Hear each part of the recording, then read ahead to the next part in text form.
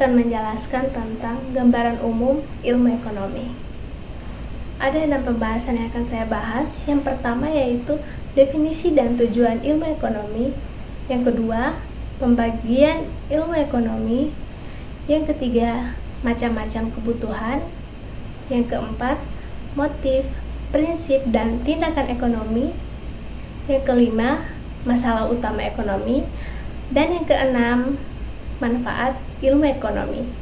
Tanpa berlama-lama, langsung saja kita ke pokok bahasan yang pertama.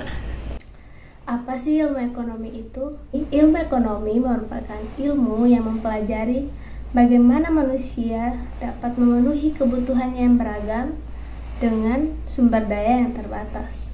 Dalam arti sempitnya, ilmu ekonomi merupakan kegiatan dalam rumah tangga, sedangkan dalam arti luasnya berkaitan dengan kegiatan manusia dalam memenuhi kebutuhannya.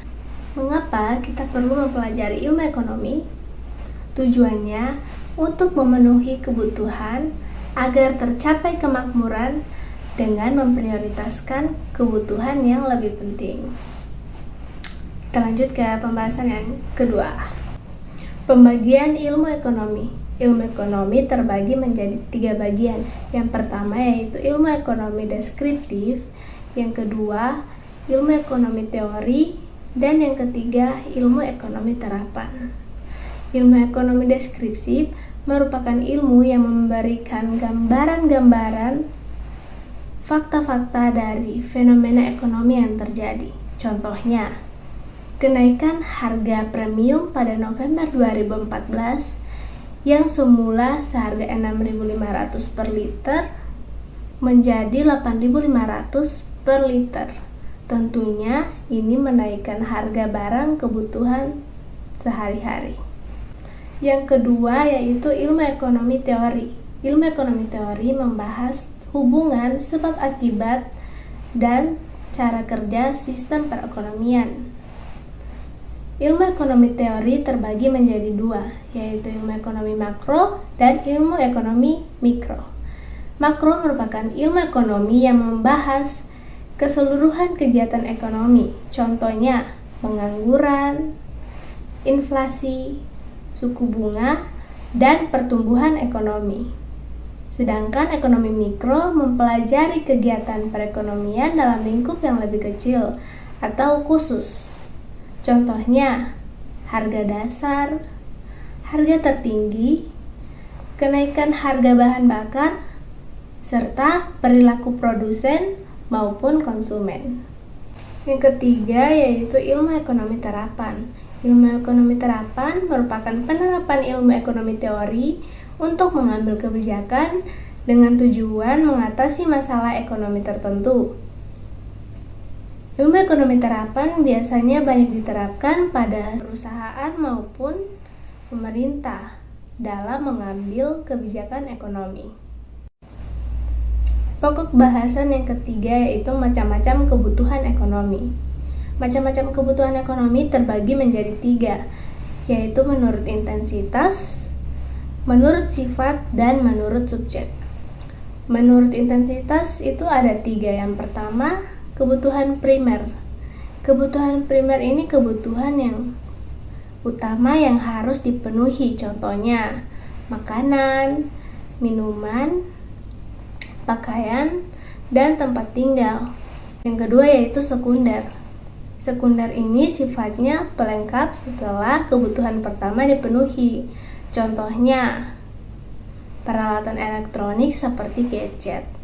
Dan yang ketiga tersier. Kebutuhan tersier ini dipenuhi setelah kebutuhan yang pertama atau primer dan kebutuhan sekunder telah terpenuhi.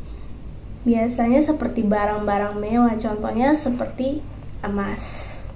Kemudian kebutuhan berdasarkan sifatnya ada 2, yaitu kebutuhan jasmani dan rohani.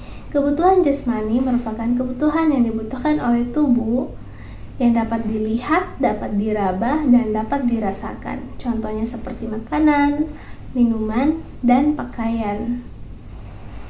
Kalau rohani yaitu kebutuhan yang dibutuhkan oleh jiwa dan hati atau hanya dapat dirasa. Contohnya seperti pendidikan, dan liburan.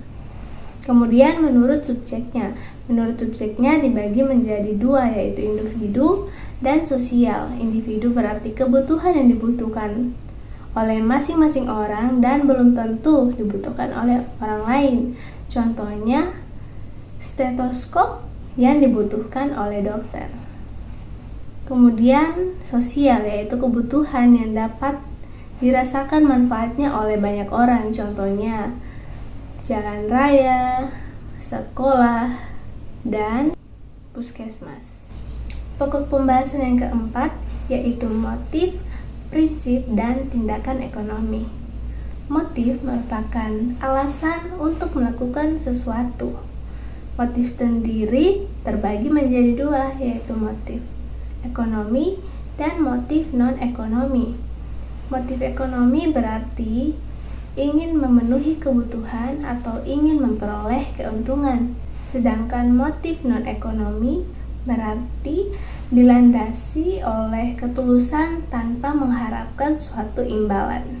Contoh motif misalnya, kita ingin berbisnis. Mengapa kita ingin berbisnis? Misalnya alasannya karena kita ingin memperoleh keuntungan. Maka alasan tersebut itulah yang disebut dengan motif. Kemudian prinsip. Prinsip merupakan dasar seseorang melakukan sesuatu. Prinsip ekonomi berbunyi, memperoleh hasil sebesar-besarnya dengan pengorbanan sekecil-kecilnya. Kemudian tindakan. Tindakan merupakan kegiatan yang dilakukan seseorang. Kita lanjut ke pokok bahasan kelima, yaitu kelangkaan. Kelangkaan merupakan kesenjangan antara kebutuhan dan alat pemuas kebutuhan.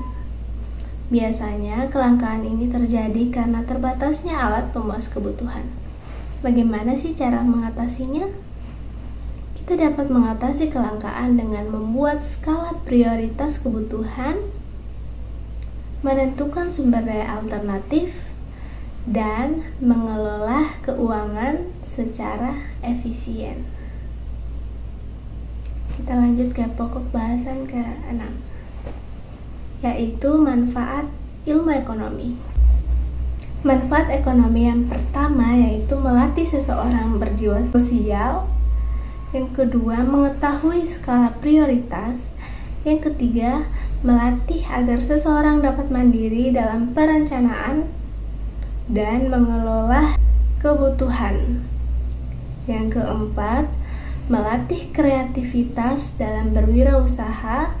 Dan yang kelima, memahami perilaku manusia dalam mengambil tindakan ekonomi.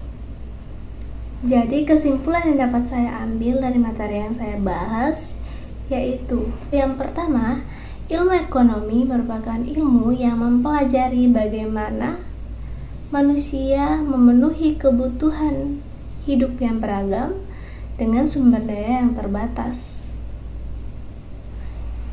Ilmu ekonomi terbagi menjadi 3, yaitu ilmu ekonomi deskriptif, ilmu ekonomi teori, dan ilmu ekonomi terapan. Macam-macam kebutuhan ekonomi dibagi berdasarkan intensitasnya, berdasarkan sifatnya, dan berdasarkan objeknya. Masalah utama ekonomi yaitu kelangkaan, dan manfaat ilmu ekonomi yaitu melatih, mengatur, dan memahami perilaku manusia dalam tindakan ekonomi. Sekian dari saya, bila ada salah kata, mohon maaf, dan terima kasih.